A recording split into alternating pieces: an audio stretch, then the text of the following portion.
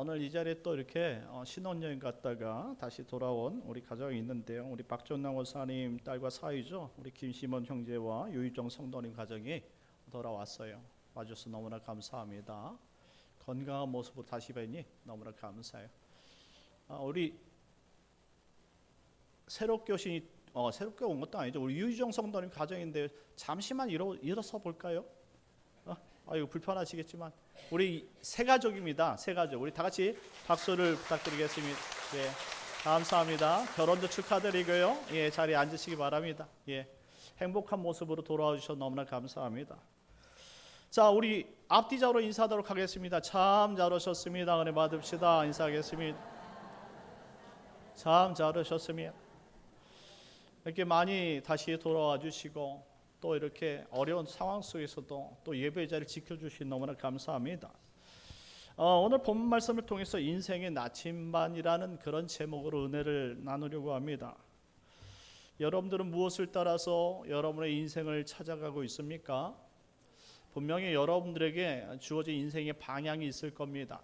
그 인생의 방향을 잘 맞추기 위해선 분명히 필요한 인생의 나침반이 필요한 거예요. 그 나침반을 잘못 활용하게 되어지면 우리가 잘못된 길을 걸을 수 있다는 것을 꼭 기억하시기 바라겠습니다. 우리는 지난 시간 예수님께서 오병이어 사건을 통해서 보여주신 그 확실한 메시지를 우리가 들을 수 있습니다. 무엇이냐면 예수님께서는 오병이어를 통해 가지고 인생은 이 육신에 먹을 것뿐만 아니라 영혼에 먹을 것도 분명히 바로 먹을 때에 건강할 수 있고 온전할 수 있다는 사실을 보여주신 거예요. 우리가 때가 되어지면 점심을 먹어야 되고 저녁을 먹어야 되지요. 먹지 않으면 어떻게 됩니까? 힘이 나지 않아요. 밥심이라는 것이 있지 않습니까? 이 밥심으로 일을 하고 밥심으로 살아가는데 먹지 않으면 육체가 너무나 피곤하고 힘들죠. 저도요, 요즘에 살이 너무나 부쩍 쪄가지고 최대한 어떻게 해서든지 식사를 조금 줄이려고 하는데요. 먹던 양이 있다 보니까 식사량을 줄이면 너무나 피곤하고 힘든 걸 빨리 느껴요. 그리고 움직이지 않던 것을 저녁마다 이 평화광장을 돌아가면서 계속 열심히 걷고 또 땀을 흘리려고 그렇게 하는데 그렇게 하고 나면 허기가 져서 너무나 힘들더라고요. 반복되는 것 같아요. 허기가 지면 잠을 자기 위해서 먹어야 되고 먹고 나면 일어나면 부어있고 이 모든 것들이 반복적으로 일어나다 보니까 어떻게 할지는 모르겠어요. 제 마음적으로 결정한 게 있습니다. 굶고서 살을 뺄 수는 없다. 왜냐하면 힘이 나지 않으니까 너무나 피곤하고 살 맛도 안 나더라고요. 그래서 먹고 살아야겠다 이렇게 결정을 했어요. 그래서 어떻게 해서든 먹고 열심히 운동을 하려고 하는데 살이 정말 안 빠집니다. 그런데 이것보다도 더 중요한 것이 있어요. 영혼의 생명을 찌우는 것. 한마디로 영혼의 생명의 양식을 먹고 안 살면 우리가 영생을 얻을 수 없다는 사실을 예수님께서 이 오병이어를 통해서 보여주신 거예요. 그럼 예수님을 통해서 이 보리떡 5개와 물고기 2마리가 어떻게 2만 명이라는 사람을 먹일 수 있겠습니까? 육신에 먹을 것도 예수님의 손으로부터 시작됐고 그리고 예수님께서 요한복음 6장 35절 말씀에 이른 것처럼 나는 생명의 떡이다 라고 말씀하신 것을 보니까 우리의 영원한 생명도 예수님으로부터 출발한다는 사실을 가르쳐준 그 사건이 바로 오병이어의 사건이라는 것이죠. 우리의 먹고 마심이 우리의 영원한 생명과 영원한 죽음이 예수 안에 있다는 사실을 꼭 믿으시기 바랍니다. 그러니 예수님께서 말씀하신 건 기억해야 돼요. 내가 곧 길이요 진리요 생명이라. 주님을 따르지 않고는 우리의 모든 영원한 생명과 이 땅의 삶의 소망이 있을 수 없다라는 말씀이죠. 그리고 이제 예수님은 이와 같이 오병이어의 표적을 보이신 후에 백성들을 보내고 그리고 나서 이제 제자들과 함께 따로 있을 때의 일입니다. 오늘 본문 말씀인데요. 1절, 2절 말씀 다 같이 읽겠습니다. 시작. 바리새인들과 또 서기관 중 몇이 예루살렘에서 와서 예수께 모여들었다. 그의 제자 중 몇 사람이 부정한 손, 곧 씻지 아니한 손으로 떡 먹는 것을 보았더라. 어떤 예수인지 모르겠지만 바리새인과 서기관들이 예루살렘에서 예수님께 찾아왔다 이 말이에요. 왜냐하면 지금 예수님의 공생의 기간 동안에 그 예루살렘 지역과 이스라엘 지방의 정말 최고의 사건은 예수님의 움직임이었어요. 아마도 예수님의 움직임은 그 어딜 가든지 사람들에게 이슈가 됐기 때문에 그 예수를 보고자 하는 사람들이 이렇게 많았다라는 거예요. 그걸 막 교대해 가면서 바리새인들과 서기관들이 정말로 예수님이 어떤 사람인지 어떤 인물인지 확인하고자 그렇게 몰려들었다라는 것을 볼 수가 있어요. 그런데 오늘 2절 말씀처럼 그 중에 이 예수님을 따르는 무리 제자들 가운데 부정한 손으로 곧 씻지 아니한 손으로 떡 먹는 것을 보았다 이렇게 말합니다. 이 떡은 간식이 아니에요. 이 떡은 바로 그들이 일용할 양식으로 먹는 음식을 말하는 것입니다. 어떻게 이 음식을 먹을 때에 부정한 손, 씻지 않은 손으로 먹을 수 있느냐라고 보았던 것이죠. 이는 율법에 보면 정결법이라는 것이 있습니다. 무슨 법이요? 정결법이라는 것이 있어요. 부정한 것을 거룩하게 만드는 법, 씻어내는 법이 있다 이 말입니다. 이를 유대인 랍비들이 이제 구체화하기 위해서 그렇다면 이 정결법이 어떻게 하면 더 거룩하게 살 수 있는가? 그래서 생활 속에 생활법을 만들어 놓은 것을 이 성경 말씀에 보면 이런 구절들이 있는데 장로들의 전통, 장로들의 유전 이것을 미쉬나라고 말하는 겁니다. 이 미쉬나라고 생활 교훈법을 만들어서 그러면 어떻게 율법을 어떻게 더 다양하고 구체적으로 잘 섬길 수 있을까 만드는 법이 있다 이 말이죠. 그래서 이 미쉬나는 총 6개 챕터로 존재하고 각 챕터에 주제가 있도록 그렇게 잘 만들어 놓았어요. 이 첫째 챕터를 보니까 제라임, 농업에 관한 이야기를 다루고 있고요. 두 번째 챕터를 보면 모에드, 안식일에 관한 이야기를 다루고 있어요. 그리고 3부, 세 번째 챕터를 보게 되면 나쉬메라에서 가족법을 다루고 있는데 결혼, 이혼, 맹세에 관련된 모든 내용들을 그렇게 다루고 있지요. 그리고 네 번째 챕터를 보면 네지킨이라고 해서 민형사법, 민법과 형법을 다루는 총괄적인 형법에 대해서 다루고 있어요. 그리고 다섯 번째 챕터를 보면 코다쉼이라 해서 제사, 예배를 어떻게 드려야 되는가 해서 그런 예배 생활 양식을 기록해 두었고요. 마지막 여섯째 챕터에는 토호롯이라고 해서 정결법을 다룹니다. 이 정결법은 모세 오경 가운데 참 중요한 핵심인데요. 의식적 정결과 부정함에 관한 내용을 12권에 걸쳐서 이렇게 미시나를 기록했다 이 말이에요. 한마디로 자세하고 섬세한 내용으로 기록해서 율법을 따를 수 있도록 만들어 놓았다 이 말입니다. 그런데 이 말씀들이 과연 성경을 기반으로 한 내용이지만 성경이냐? 그렇지는 않다라는 거예요. 자, 3절 4절 말씀 다 같이 읽겠습니다. 3절 4절 시작. 바리새인들과 모든 유대인들은 장로들의 전통을 지켜 손을 잘 씻지 않고서는 음식을 먹지 아니하며 또 시장에서 돌아와서도 물을 뿌리지 않고서는 먹지 아니하며 그 외에도 여러 가지를 지켜 오는 것이 있으니 장과 주발과 녹그릇을 씻음이러라. 아멘. 그들은 미시나를 청하고 특별히 여섯 번째 챕터 토호롯 정결법을 따라서 3절과 4절의 내용처럼 이처럼 씻어내지 아니하면 음식에 손을 대지 않았다라고 설명하고 있습니다. 왜 씻어내지 않으면 음식에 손을 대지 않았느냐? 그것은 정결법에 따라서 그들은 씻어지지 않았다면 부정하다라는 인식 속에서 음식을 먹지 않았다라는 것이죠. 그런데 원래 정결법은 그렇게 세세하게 음식 먹는 것까지 그렇게 조정해 놓은 그런 사항은 없었던 것이죠. 한마디로 그들이 더 하나님을 잘 섬기기 위해서 이와 같이 생활법을 자세하게 만들어 놓은 것인데 그것이 마치 율법이 된 것이고 율법이 곧 하나님의 말씀이 되었다라는 것입니다. 그러니 율법을 이와 같이 생활법을 지키지 않은 것은 율법을 어기는 것이고 그리고 하나님을 믿는다 하는 이 모든 유대인들은 하나님을 제대로 섬기는 것이 아니다라고 생각이 되었던 것입니다.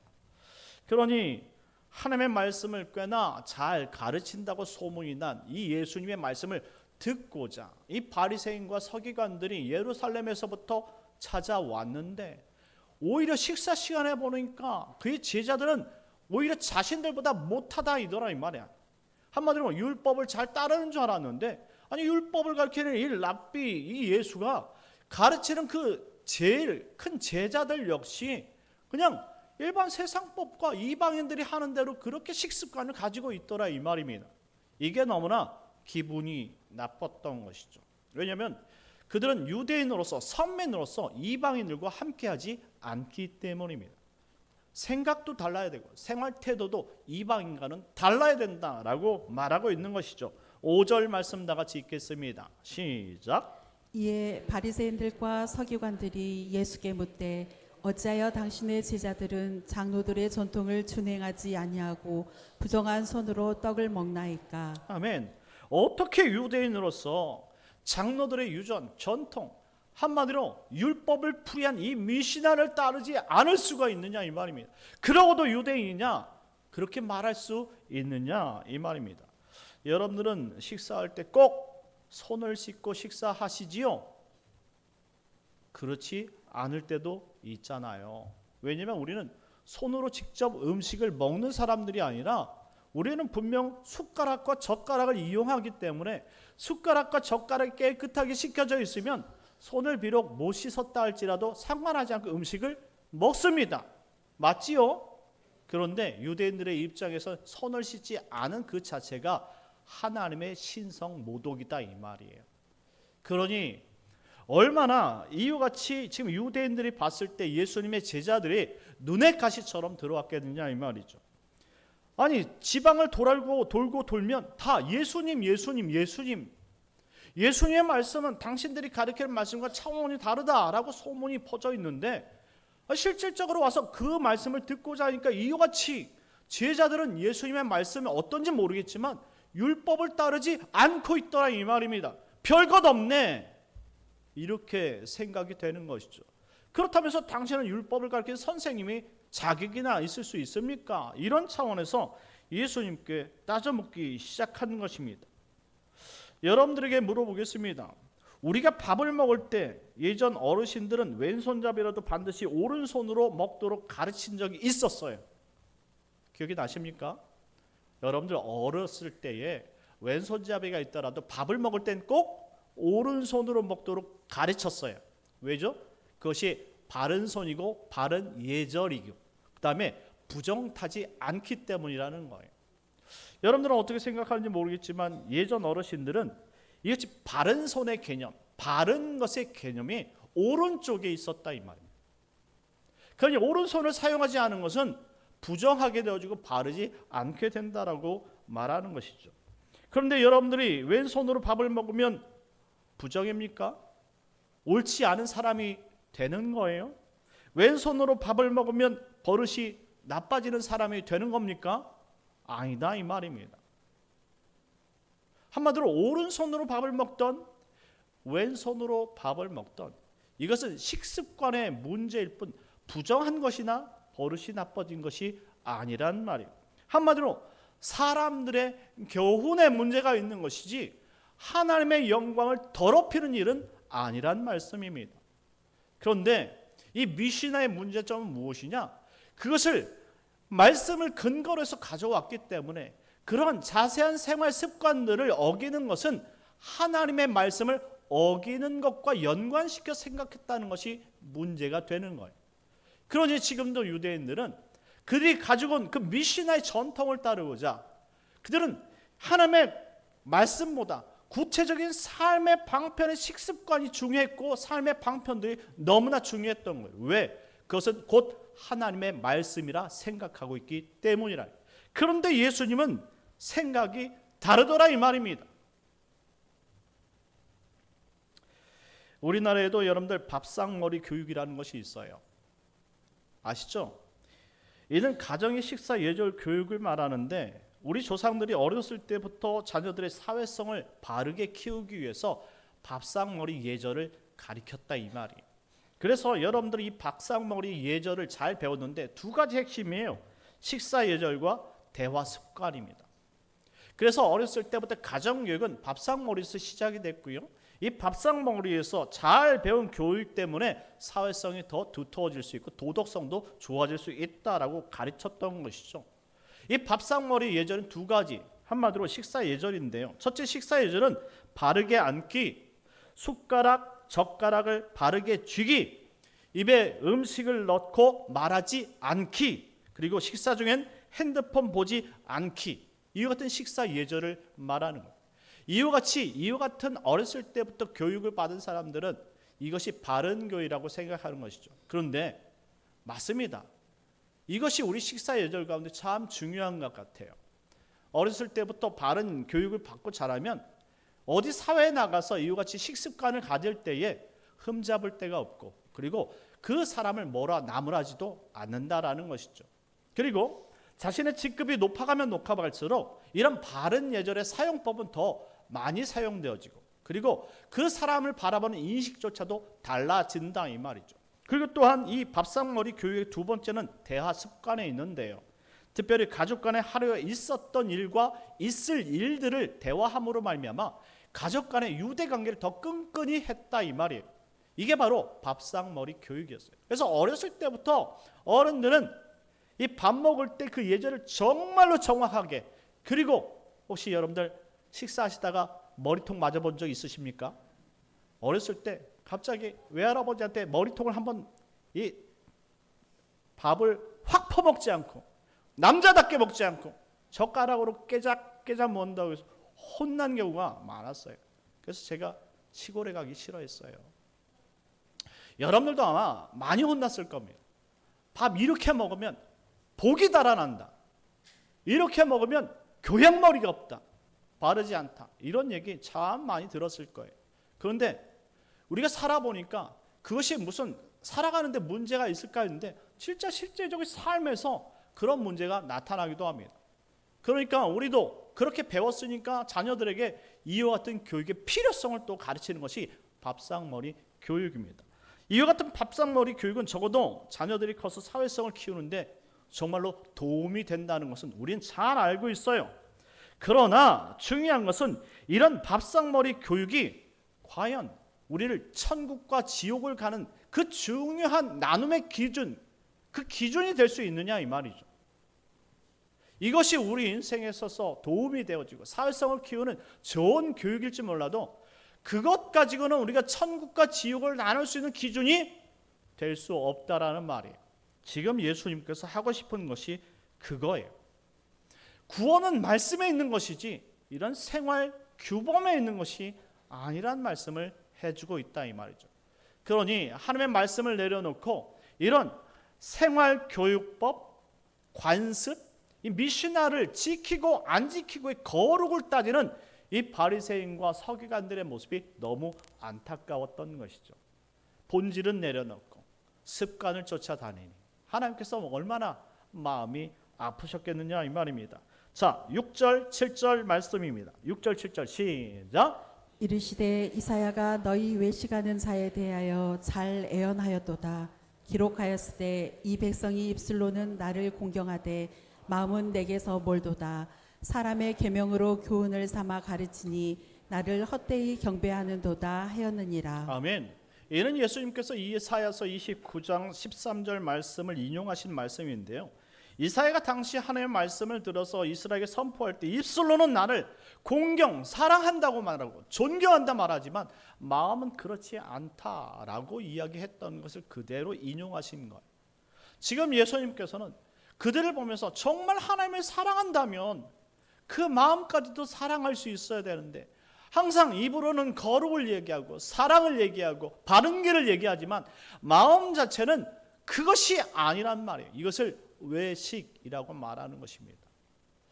우리가 예수를 믿지만 예수를 마음까지 우리가 들여서 믿지 못한다면 외식에 빠질 수 있다 이 말이죠.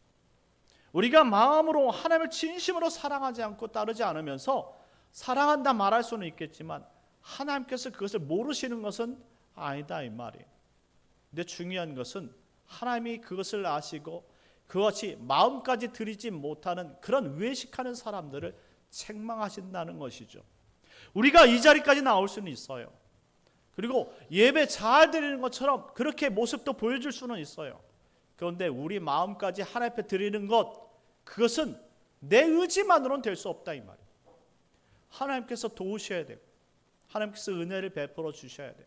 우리가 그렇게 흔들릴 때 하나님 앞에 간구하여서 하나님 우리 마음을 하나님만 사랑할 수 있도록 도와주옵소서라고 기도할 수 있는 진정된 사랑이 우리 안에 있을 때에 하나님이 그것을 보시고 축복하시는 줄 믿으시기 바랍니다. 그러니 오늘 이 자리까지 나와서 여러분들이 하나님을 사랑한다 말할 때에 진심으로 여러분 중심에 하나님의 사랑이 녹아져 있기를 예수님의 이름으로 축원합니다. 여러분들 하루에 몇 번이나 하나님을 사랑한다고 고백하십니까? 하루에 몇 번이나 하나님을 사랑한다고 고백하셔요. 여러분들 남편을 향해서 아내를 향해서 하루에 몇 번 사랑한다고 고백하시지요? 그리고 자녀를 향해서 하루에 몇 번 사랑한다고 이야기하시죠? 이것도 안 하시면 안 됩니다. 정말 사랑하면 사랑한다고 고백하게 되는 것이잖아요. 우리가 하나님도 마찬가지인 것 같아요. 신앙생활하면서 하나님을 정말 사랑한다면 우리가 기도를 통해서 하나님을 사랑한다고 고백할 수밖에 없는 거예요. 그리고 우리의 삶은 사랑하는 것이 무엇인지를 보여지게 되는 것이죠. 사랑하는 사람은 자연적으로 그 사랑을 나타내는 것 아니겠습니까?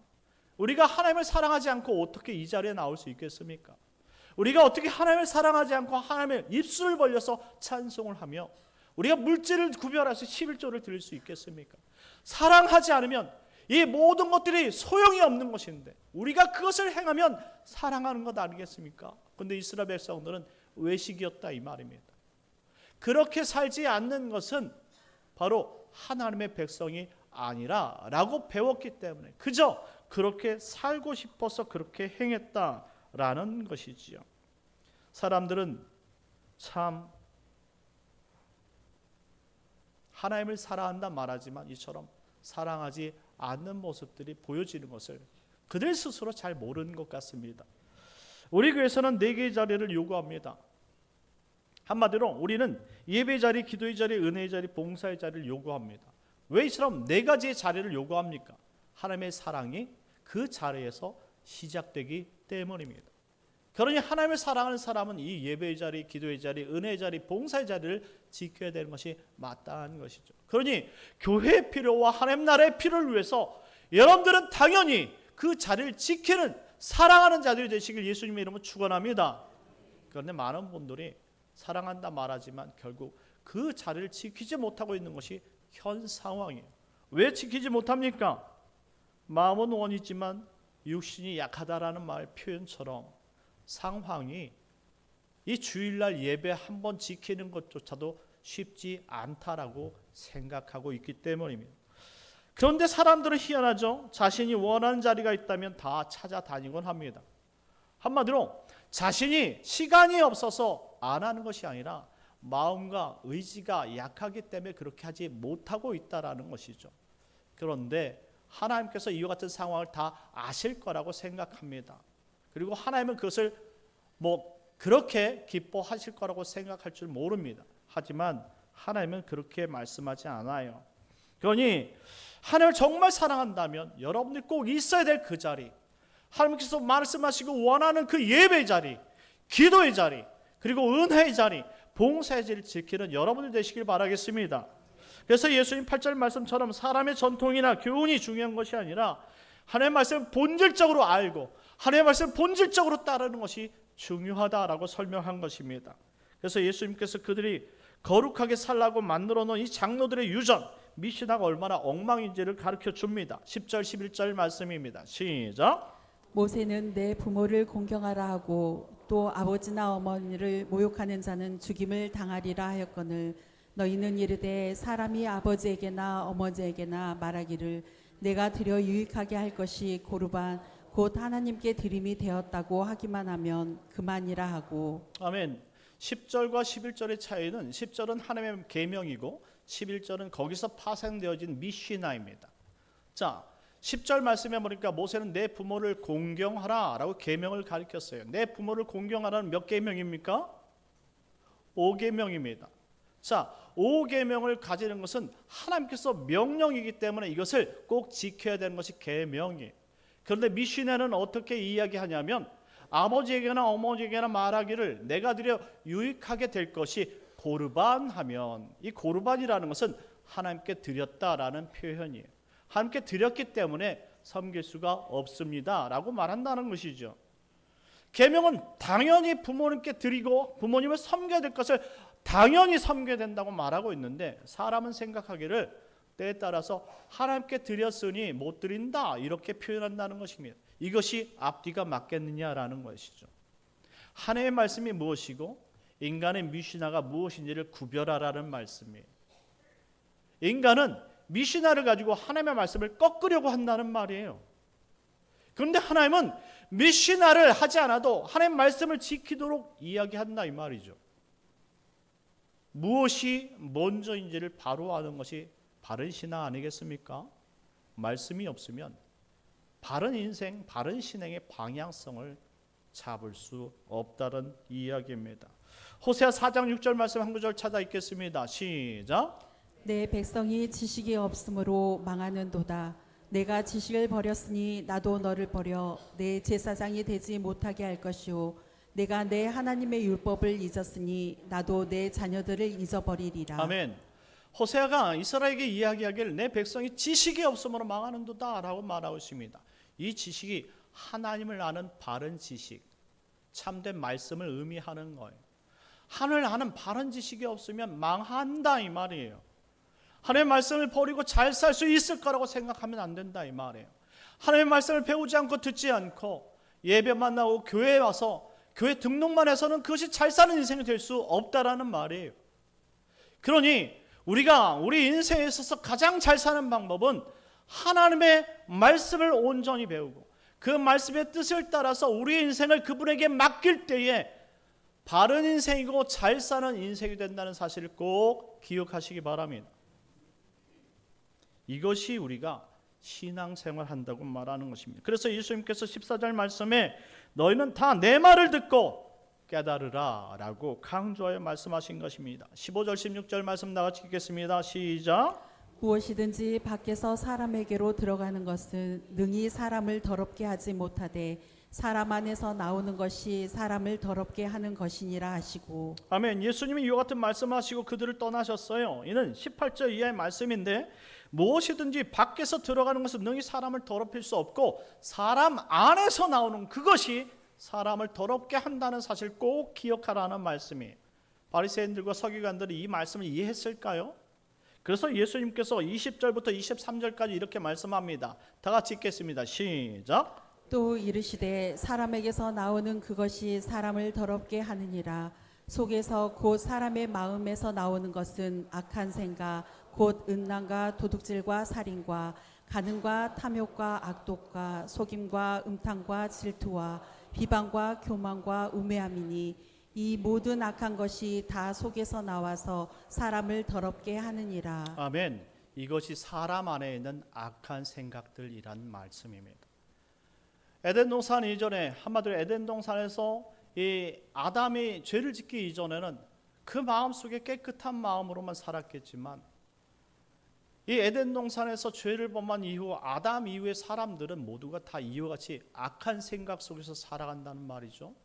그러니 하나님의 계명을 왜 우리에게 주셨냐면 그 계명이 우리 인생을 덮을 때에 그 말씀을 위로받고 그 말씀으로 힘있게 살아갈 수 있지만 우리가 그 계명을 받지 않고 내 생각으로 산다면 결국 하나님 뜻대로 살 수 있는 사람은 아무도 존재하지 않는다는 말이에요. 비록 우리가 이 자리에 나와서 예배하고 기독교인이라고 이야기하고 하나님 앞에 부르짖는다 이야기할지라도 하나님의 말씀을 바로 알지 못하고 바로 살지 못하고 바로 따르지 않는다면 우리 기도가 과연 세상의 모든 종교를 가지고 그들의 신에게 복을 내려달라고 기도하는 사람들의 기도와 무엇이 다를 수 있겠느냐 이 말이죠. 우리가 믿는 그 신은 유일하신 하나님이고 우리를 구원으로 인도하신 분은 하나님의 아들 예수 그리스도인 줄 믿으시기 바랍니다. 그분이 말씀하시고 내가 곧 길이고 진리고 생명이라 말씀하셨으니 그 예수님의 생명의 길 그걸 붙잡지 않고 나가는 자는 인생의 방향성을 잡을 수 없다는 말이에요. 그냥 바른 지식이 필요하고 바른 말씀이 필요하고 그 예수님 붙들고 그 통로를 지나갈 때에 우리에게 생명이 있고 안전이 있다는 말씀을 꼭 기억하시기 바랍니다. 말씀을 맺겠습니다. 사랑하는 성도 여러분, 마태복음 15장 14절 말씀에 보면 만일 맹인이 맹인을 인도하면 둘이 다 구덩이에 빠질 것이다 라고 말씀하셨습니다. 가르친 자가 먼저 말씀을 받은 자가 먼저 그 뜻이 무엇인지 모르고 그것을 가르친다면 제대로 가르칠 수 있겠느냐 이 말이죠. 예수님은 그래서 제대로 된 말씀을 가르치신 것이고 제자들은 그것을 3년 동안 배웠던 거예요. 그것을 지금 여러분들이 들었던 것이고 여러분들이 어른이 되어서 여러분들의 가정에 누군가를 이같이 말씀으로 가르쳐야 된다면 여러분들이 알지 못하고 무엇을 가르칠 수 있겠습니까? 여러분들이 가지고 있는 감각과 생활의 교훈과 방법들로는 그 사람을 변화시킬 수도 없으며 구원의 길로 인도할 수도 없다 이 말입니다. 그러니 참된 지식 예수님을 바로 알고 예수님을 그들에게 전할 수 있는 능력이 여러분의 인생을 바른 방향으로 이끄는 나침반이 될 것이고 그리고 그들도 여러분들로부터 들었던 그 말씀 예수 그리스도의 말씀이 바른 인생의 나침반이 될 것입니다. 여러분들은 지금 제대로 천국을 향해서 걸어가고 있습니까? 여러분의 인생의 방향성은 제대로 잡혀 있는 것이 맞습니까? 그 방향은 누가 잡는 것입니까? 바로 예수가 잡는 줄 믿으시고 그 예수를 따라서 동서남북 어디든 주님께서 말씀하신 그 자리를 정확하게 걸어갈 수 있는 복된 성도님들 되시길 예수님의 이름으로 축원합니다. 우리 다 같이 기도합시다. 기도하실 때 하나님, 우리가 하나님의 말씀의 방향성을 놓쳤다면 하나님 우리를 용서해 주시고 그 예수의 이름 붙잡고 제대로 된 방향성을 가지고 주님 따라갈 수 있는 귀한 인생 되게 하여 주옵소서. 한 주간도 말씀으로 승리케 하시고 말씀으로 거룩하게 하시고 말씀으로 주의 제자 되게 하여 주옵소서. 우리 주여 한번 외치고 기도하겠습니다. 주여, 하나님 아버지 은혜를 내려 주옵소서. 주의 은혜가 아니면 아무것도 할 수 없사오니 하나님 역사해 주시옵시고 오직 예수 살아계신 하나님 그분 믿고 믿음으로 따라갈 수 있는 찾아질 수 있도록 인도하여 주시옵소서. 하나님 오늘 주의 말씀을 마음속에 새기고 하나님 아버지 세상의 교훈이 아닌 하나님의 말씀을 따라 우리의 인생의 목적지인 저 천국을 향해 믿음으로 걸어갈 수 있는 저를 될 수 있도록 인도하여 주시옵소서. 오 하나님 이끌어줄 줄 믿사오며 예수님의 이름으로 기도드리옵나이다. 아멘. 참 좋으신 하나님 은혜를 감사합니다. 하나님 우리의 인생의 목적지 되신 주님 그 바른 인생의 목적지를 잘 잡을 수 있도록 예수 그리스도의 확실한 말씀에 서게 하여 주시옵소서. 하나님 한 주간도 말씀 없이 살 수 없사오니 말씀을 마음속에 새기게 하시고 바른 말씀으로 하나님 이 인생 험난한 인생 믿음으로 하나님 헤쳐나갈 수 있도록 은혜 내려 주시옵소서. 예수님의 이름으로 기도드리옵나이다. 아멘.